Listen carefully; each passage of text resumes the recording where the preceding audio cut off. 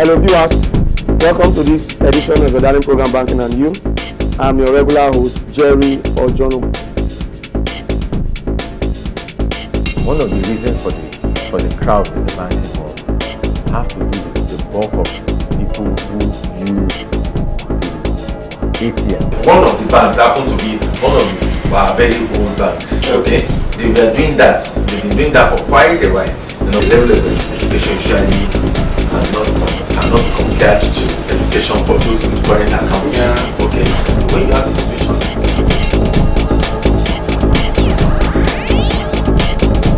Hello viewers, welcome to this edition of the Darling Program Banking and You.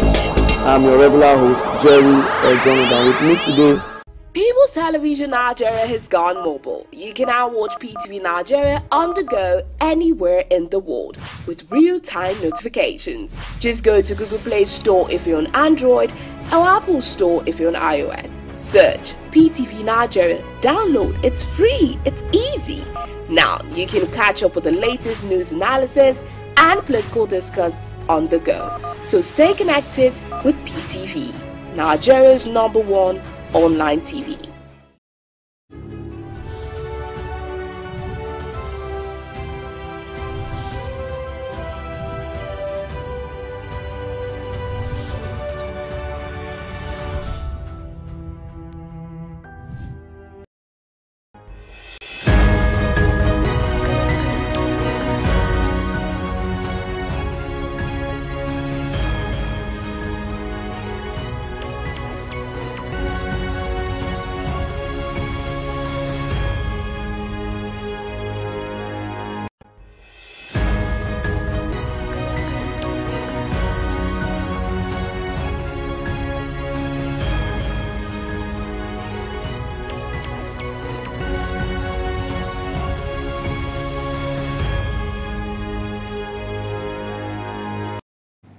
Hello and welcome to PTV's World X. We'll bring you the world up to the minute. I am Lilian Ogazi.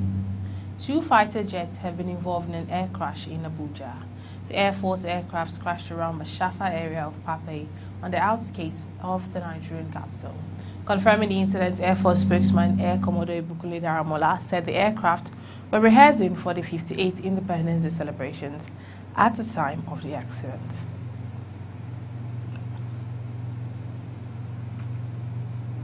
Now joining us live via phone is Emmanuel Bagudu, who's present at the crash scene.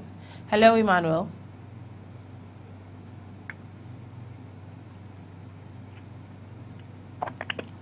Hello. Hello, I can hear you. Good afternoon, Bagudu. Yeah, good afternoon. So can you give us an update of what you have currently from the crash site? Okay, yes. The latest update now is the fact that more security men and more officials of the National Emergency Management Agency have come, and we have an information that they've been able to discover one person that is dead, and one person is still missing. So right now they are on a search and rescue operation. One army officer is missing. So the entire hill is being barricaded by military men looking for that particular officer who is missing. Okay, Bagudu, you said one person is missing. Now, we heard that the pilot ejected from the plane. How true is that? Yes, of course. All of them ejected from the plane using their parachute, which is a normal thing when there's an emergency, you know. So they are, I think in the process of ejecting, they all dispersed. Their bodies were picked from different locations. So what we got to understand from the locals who rescued them was the fact that they were able to just rescue the ones that are inside the plane, who were not injured, whose injury were not too serious. But the ones that were missing were the ones that ejected from the plane. Oh. I think it's only one person that is missing for now. The other one was dead. They picked his body somewhere in the hill. That's sad. Now, the accident, was it actually a collision between the 2 aircraft, or they just went down? Yes. It's a collision between the two jets, because they were having their air show when the 2 of them collided, and the 2 jets actually crashed. So they crashed on different locations, but on the same hill. on different locations on the same hill. Okay, so what does the crash scene look like? Has it been sealed off whatsoever? Yeah, everybody has cleared off. The only people we find there right now is security agents. Then, of course, motorists who are passing, they just have to park and they have a look. But of course, they can't get access to the place, to the scene, because the whole scene has been barricaded by military men. So police made an attempt to go there, and the security agents sent them away, with serious threats. So, but of course, the locals were able to, when it happened, the locals were able to get visuals and of course pictures before the government security agents. So I think those are the ones that are able to, give to journalists and pressmen. That's the one they're using right now, to broadcast the news. All right, thank you very much, Bagudu, for that eyewitness insight on the crash site. All right, thank you very much. Yeah.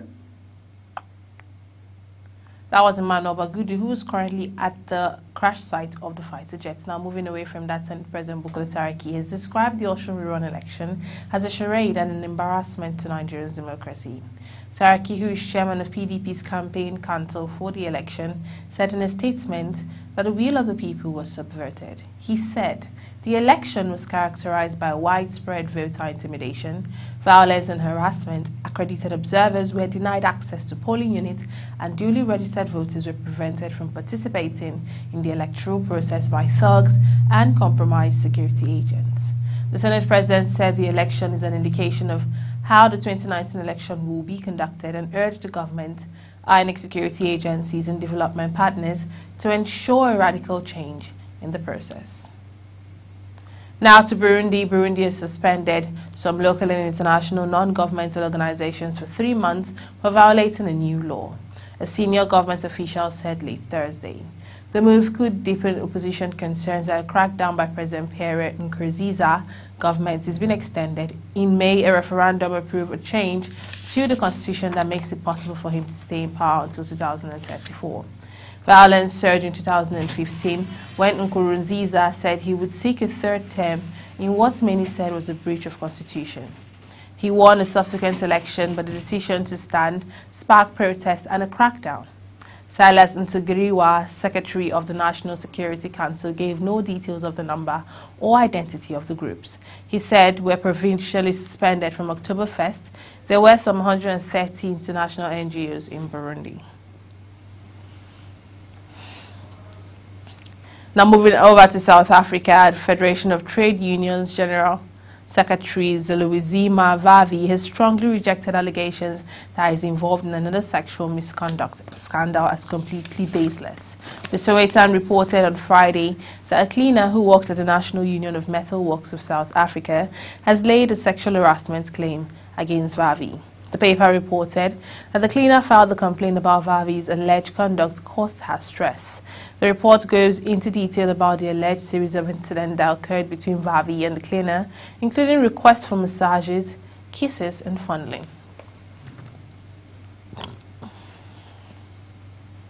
Republicans are pushing to vote in President Donald Trump's nominee for the U.S. Supreme Court on Friday, after hearing dramatic testimony from him and a woman accusing him of sexual assault. Brett Kavanaugh, at times emotional and angry, denied assaulting Christine Blasey Ford when they were teenagers. Ford, close to tears, described the incident in detail, saying it had distractingly affected her life. Trump has urged the Senate, where Republicans have a majority, to vote. This is expected next week, although the outcome is far from certain, with a number of senators on both sides undecided. Still in the U.S., San Diego's airport operator has been caught out by ransomware. The port released a statement saying the malware had infiltrated its computer network and was disrupting the administration system. It said the attack had not stopped ships or boats using the port or put members of the public in danger. The FBI and Department of Homeland Security are helping the port investigate and clean up in the wake of the outbreak. Randa Kongiglo, chief executive of the airport, said in a statement, "This is mainly an administrative issue and normal port operations are continuing as usual." It added that the main impacts would be on the issuing of park permits, public records requests, and general business services. Canadian MPs have voted unanimously to revoke the honorary citizenship of Myanmar's leader Aung San Suu Kyi. Passing the motion was a response to her failure to stop the persecution of the Rohingya minority in her country. Suu Kyi won the Nobel Peace Prize in 1991 for her efforts to bring democracy to Myanmar, also known as Burma, which was then under military rule. A UN report last month said Myanmar's military leaders must be investigated for genocide against the Rohingyas. At least 700,000 Rohingya have fled violence in the country in the past 12 months. Gina Miller, who took the British government to court over triggering Brexit, said that if Britain leaves the European Union next year, all sides must accept the result and the campaign to remain in the bloc should be abandoned. More than 2 years since the 2016 EU referendum, the United Kingdom, its politicians and its business leaders remain deeply divided over Brexit, while Prime Minister Theresa May has yet to clinch a Brexit divorce deal with the EU. Opponents of Brexit are exploring various ways to stop what they say is Britain's biggest mistake since World War II. But Miller, who is leading the campaign to have another referendum, said that if the government manages to successfully navigate an exit deal, then politicians must allow to focus on domestic issues without the distractions of an ongoing debate about Britain's relationship with Europe. And in India, India's Supreme Court has said women can no longer be barred from entering the Sabrimala temple, considered to be one of the holiest for Hindus. The temple in Kerala barred women of a menstruating age defined as between the ages of 10 and 50 from entering. Menstruating women are not allowed to participate in religious ritual or enter the temples as they are considered unclean in Hinduism. The ruling came after a petition argued the custom violated gender equality. While most Hindu temples allow women to enter as long as they are not menstruating, the Sabrimala temple is unusual in that it is one of a few temples that does not allow women in the broad age group to enter at all. Millions of devotees visit Sabrimala every year. You're on to PTV's World Extra. We're going on a quick break. We'll return, more news to come your way this day. My name is Co-Commander Wobin Ayuba Gora. I am the Sector Commander at Federal Road Safety Corps, FCT Sector Command. For latest information about road safety and security, watch People's TV.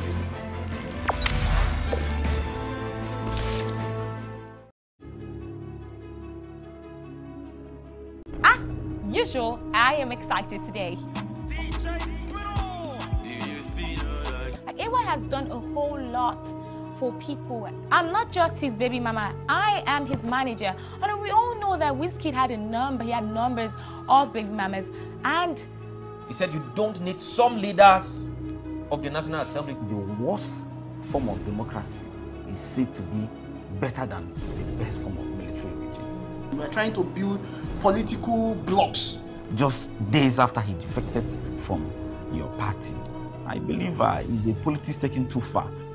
Members of the new board of Police Service Commission. You know, the thoughts of the fact that his seat should be declared vacant because we have some states that have experienced, some level of insecurity. The headship or the leadership of the Senate or the House of Representatives. But I have gone beyond that now, beyond partisanship. I don't think a lot of you know the crisis in the NDC. We know that the people of the country are getting more information about what is happening to us. With what you know about the person, you will go ask yourself. But one of the things I've come to observe is that I'm the Agberu. That made me like this Agberu. He don't need PVC. Eh? He don't need PVC. Jesus. I was trying to convince him. News emerged that Jones Abiri, a Bayelsa-based journalist, is out on bail. And there's nothing, of course, that makes them to have this guy. As a citizen, first of all, every citizen has the right. What is happening in the society, what is happening everywhere around him. From that day, Saraki knew that he was a madman in the APC. He should ask his people who leaked the information. That is his business. This is not the first time JSS was taking over the National Assembly. It may be extremely very difficult to remove a Senate president. But the question is the viability of most of these 91 political parties. Of course, you can't prosecute without investigation. It will be easier for you to have those people with the like minds to join you.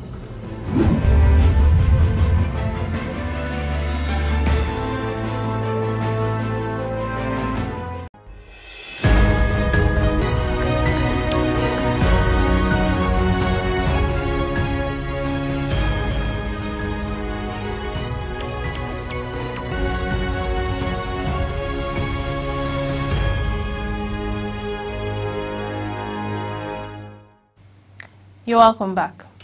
Now moving on, Ryanair Air cancels 250 flights across Europe after strike action. Tens of thousands of Ryanair passengers across Europe faces disruption on Friday after strikes cancelled 250 flights. On Thursday, German pilots said they would join those in the Netherlands and Belgium by taking actions. Cabin crews in Belgium, Germany, Italy and the Netherlands, Portugal and Spain have also stopped work in a row over contract and conditions. Ryanair has said that 90% of its flights will operate as usual despite the unnecessary disruption.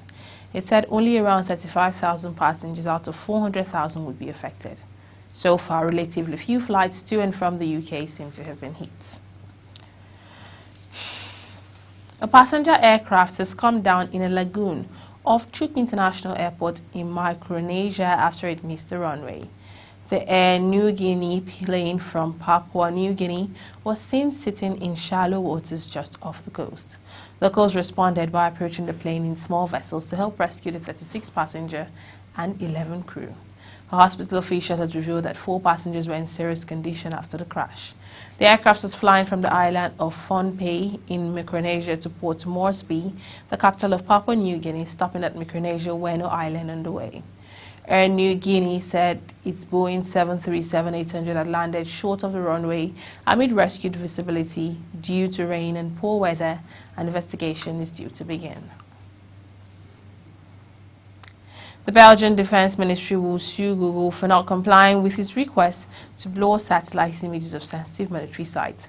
Citing national security, Belgium's defense ministry said it had requested that sites such as air bases and nuclear power stations be obscured on Google's satellite mapping service. Google has complied with similar requests from other governments over concerns its geomapping and granular street-level views could compromise security. Google, a unit of Alphabetic Incorporated, did not immediately respond to requests for comment.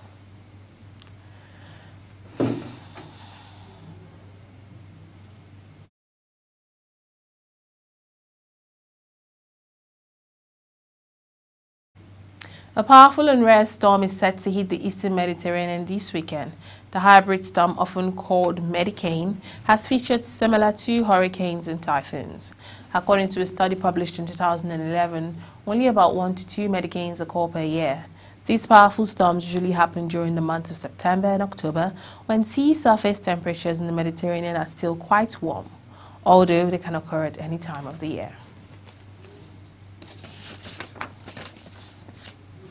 And in Indonesia, a major 7.7 magnitude quake struck off the Indonesian island of Sulawesi on Friday, prompting a tsunami alert. Hours after a milder quake brought down houses in the same area, and officials expect further damage.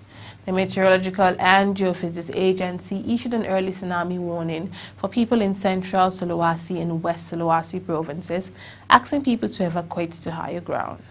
The U.S. Geological Survey put the magnitude of the second quake at a strong 7.5 after first saying it was 7.7. Authorities said the earlier quake destroyed some houses, killing 1 person and injuring at least 10, authorities said. A series of earthquakes in July and August killed nearly 500 people on the holiday island of Lombok, hundreds of kilometers southwest of Sulawesi.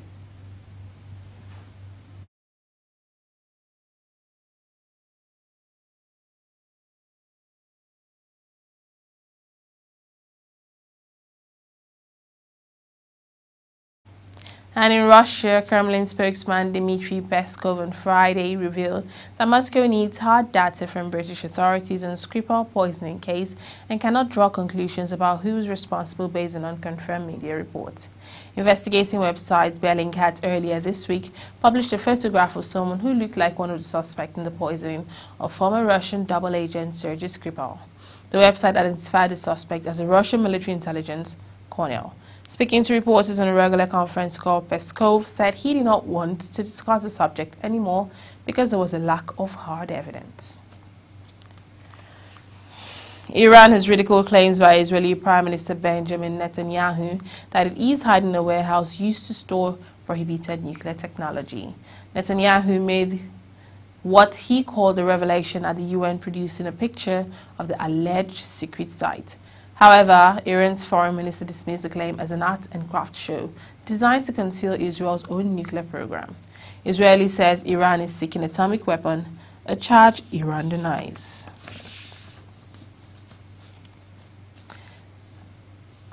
And in Hong Kong, a 56-year-old man from Hong Kong has developed the world's first human case of rat hepatitis E. Researchers say it is unclear how the man contacted the virus, but refused being outside his home when infested with rats. There had been no previous evidence that this strain of virus could be transmitted to humans. The version of hepatitis E is usually spread through contaminated drinking water.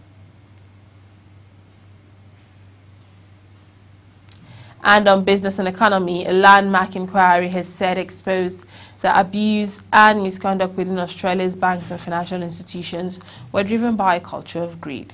The Royal Commission this year, the country's highest form of public inquiry, has exposed widespread wrongdoing in the industry. It released an interim report on Friday condemning an industry which it said valued profits over people. Now the Australian government has called the report scathing assessments. And in the U.S., the Securities and Exchange Commission has filed a lawsuit accusing Tesla boss Elon Musk of security fraud. The U.S. financial regulator said Musk claims that he had secured funding to take the electric car maker private were false and misleading. It is seeking to bar Musk from acting as an officer or director of a public traded company. Musk called the action unjustified, saying he acted in the best interest of truth, transparency, and investors. Tesla's board of directors said in a statement that they were fully confident in Elon, his integrity, and his leadership of the company. Meanwhile, Italy's populist government has come to an agreement on spending as it tries to end poverty with its first budget. The ruling Five Star League party said late on Thursday that they had agreed to set the budget deficit at 2.4% of GDP. They will press ahead with a minimum income for the unemployed. The decision defies Brussels' demand for Italy to rein in its debt. It is also a defeat for technocrat economy minister Giovanni Tria, who is pushing for lower spending. Tria had sought to limit the budget deficit to below 2% of the GDP to avoid adding Italy's £2.3 trillion.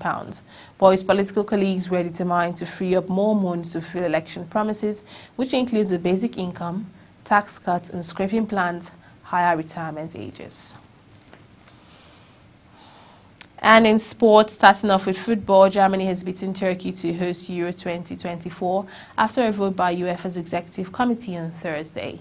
The two countries made final bid presentations before voting took place in Nyon, Switzerland. The decision means Germany will stage the European Championship for the first time as a unified country, with West Germany having hosted the 1988 tournament.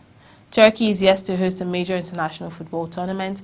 It has seen previous attempts to host the Euros in 2008, 2012 and 2016 fail, as well as the 2020 Summer Olympics. Germany staged the 2006 World Cup. England have climbed to third in the FIFA Women's World Ranking, overtaking France. Phil Neville's Lioness are behind the USA and Germany, while France, who will host the 2019 World Cup, dropped down to fourth. Following their qualification for next year's tournament, Scotland move up 2 places to 19th, their highest ever ranking. Wales remain 29th and North Ireland dropped 5 places to 61st. In August, England beat Wales 3-0 to secure the qualification for next summer's World Cup before thrashing Kazakhstan 6-0 to conclude their unbeaten qualifying campaign. The Lioness are now unbeaten in 59 World Cup and European Championship qualifying matches, a run extending back to 2002. And on tennis, Serena Williams will miss the China Open and may not play again this season after a controversial US Open final defeat by Naomi Osaka. Her name, along with Sister Venus, was not in the draw for the event, which starts in Beijing on Saturday. The US Open, Serena was given a code violation for coaching, incurred a points penalty for racket smashing, and was docked again for verbal abuse. Reports in the United States suggest the 37-year-old season was over. The American, who is aiming to equal Margaret Court's record in 24 Grand Slam single titles against Osaka, says she wants to move on from the controversy. She denies being coached from the stand, despite her coach Patrick saying he was sending her signals.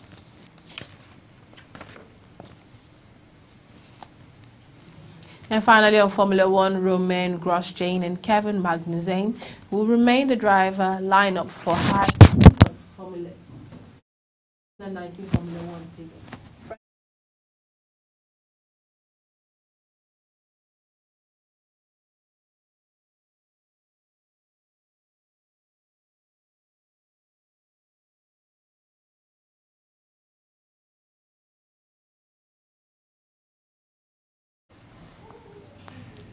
Haas came 8th in the Constructors' Champion in 2016 and 2017 and are 5th in this year's standing. Retaining both drivers was a pretty easy decision, said team principal Gunther Steiner. Grosjean's 14th the drivers' standing but has amassed 9 penalty points this year and was disqualified from the Italian Grand Prix earlier this month. And that's it on World X this hour. Many thanks for watching. I am Lilian Okazi.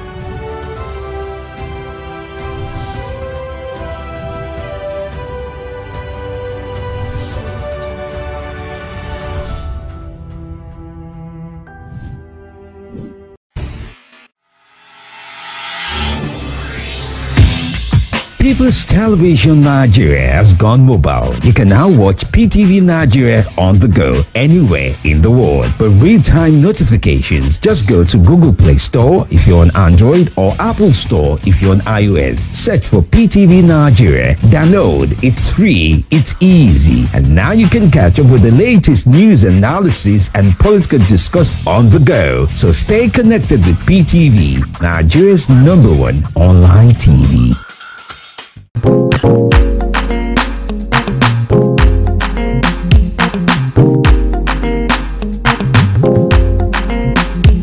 Hello there and welcome to Kissing Africana. I'm your host Lilian Okazi. Now today I have an amazing chef and a very short, interesting meal.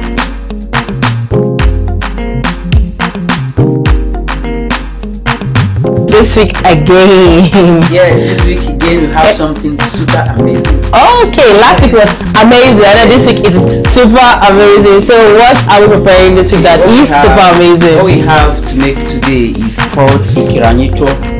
Now, Icho is the name for what I am. Okay. Then Ikira is the Ikira made from Icho. So what is Ikira first? This is Ikira made from Icho. The name given to sounds like Akara. Yes, but I don't want to use the word Akara because in my language we call it Ikira. So Ikira Nyicho. Yes, that's to cakes made from what I am.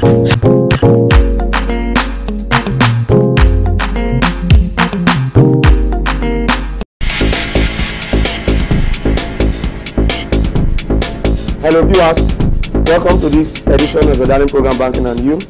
I'm your regular host, Jerry Ojono.